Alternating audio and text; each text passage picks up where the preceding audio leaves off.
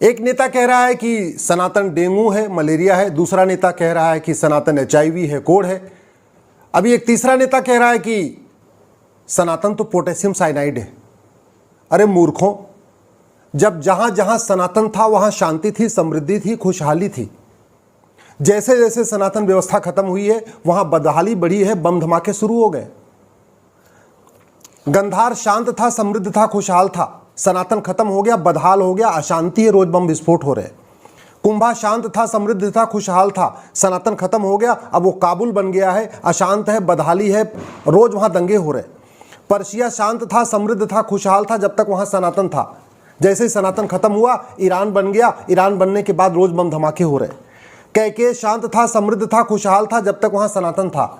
अभी उसको पेशावर बन गया है, रोज बम धमाके हो रहे हैं। अंतर केवल इतना हुआ, जब वो कैके था तब वहां सनातन था, सनातन खत्म हुआ, पेशावर बन गया। स्थिति आपके सामने है।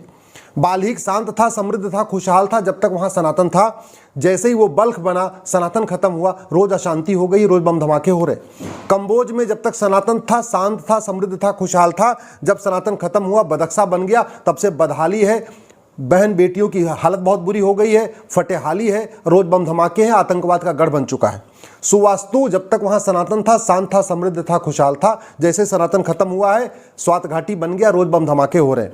तक्षशिला शांत था, समृद्ध था, खुशहाल था, क्योंकि वहां सनातन था। सनातन खत्म हो गया, रावलपिंडी बन गया है, रोज बम धमाके हो रहे हैं। आज तुर्की अशांत है क्योंकि सनातन खत्म हुआ। सनातन खत्म होने के कारण यमन अशांत है। सनातन खत्म होने के कारण कांगो अशांत है। सनातन खत्म होने के कारण ईरान अशांत है। सनातन खत्म हो गया इसलिए इराक अशांत है। सनातन खत्म हुआ इसलिए सूडान अशांत है। सनातन खत्म हो गया इसलिए इजिप्ट अशांत है। सनातन खत्म हो गया इसलिए सीरिया अशांत है। सनातन खत्म हो गया इसलिए बांग्लादेश अशांत है। सनातन खत्म हो गया इसलिए फिलीपींस अशांत है। सनातन खत्म हो गया इसलिए सोमालिया अशांत है। सनातन खत्म हो गया इसलिए पाकिस्तान अशांत है। सनातन खत्म हो गया इसलिए नाइजीरिया अशांत है। सनातन खत्म हो गया इसलिए तजाकिस्तान अशांत है। सनातन खत्म हो गया इसलिए अफगानिस्तान अशांत है। सनातन खत्म होने के बाद कितने आतंकवादी संगठन बन गए तुम्हें पता ही नहीं है। सनातन खत्म हो गया इसलिए अब्दुल्ला आजम ब्रिगेड बन गई, अबू सयाफ बन गया, अदन इस्लामिक आर्मी बन गई, अल हरमैन फाउंडेशन बन गया, अल इतिहाद अल इस्लामिया बन गया। ये मेरे आतंकवादी संगठनों का नाम बता रहा हूँ, विश्वास नहीं तो एक बार गूगल कर लेना। डेजिग्नेटेड टेररिस्ट ग्रुप, उसमें 60 बड़े आतंकवादी संगठनों का नाम आएगा, उनका नाम मैं बता रहा हूं। और ये आतंकवादी संगठन इसलिए खत्म हो गए क्योंकि वहां सनातन खत्म हो गया। अल नुसरा फ्रंट, अल कैदा, Ansar al Sharia, Ansar al Islam, Ansar Dine, arm Islamic group, league of partition, Boko Haram, Egyptian Islamic jihad, Haqqani network, हरकत उल जिहाद, हरकत उल मुजाहिदीन, हरकत शाम इस्लाम, जमीयत उल इंसार, जमीयत तहरीर इस्लाम, जिहाद union, Islamic movement of Uzbekistan, ये सारे आतंकवादी संगठन हैं। और इसको भारत ने बैन नहीं किया है, पूरी दुनिया ने बैन किया है। एक बार फिर से गूगल कर लेना, डेजिग्नेटेड टेररिस्ट ग्रुप। ये वो आतंकवादी संगठन है जो सनातन के खत्म होने के कारण पैदा हुए हैं। सनातन खत्म हुआ इसलिए आतंकवादी संगठन पैदा होते हैं, तुम्हें पता ही नहीं है। एक बार गूगल करो।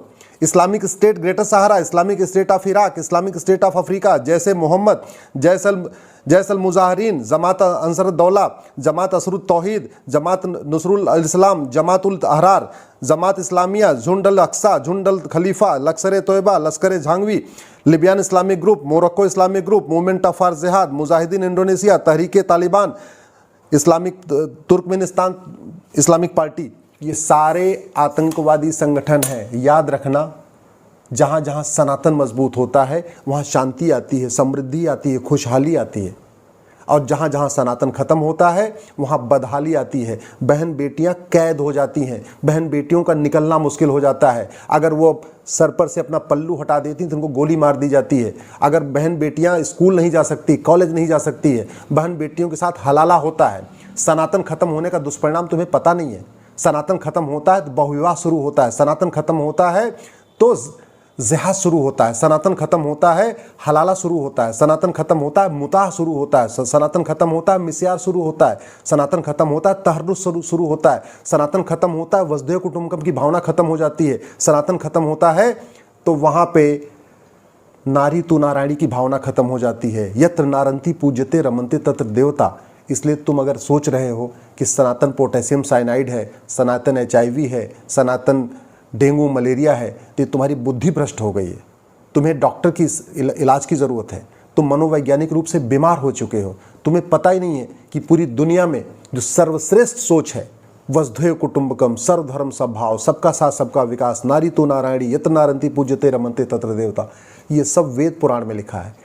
महिला पुरुष समान नहीं होते, महिला बल्कि पूजनीय है, ये बात केवल सनातन में है। बाकी किताबों में महिला को उपभोग की वस्तु माना गया है। बाकी किताबों में महिला को केवल एक कहते नहीं आनंद की वस्तु माना गया है।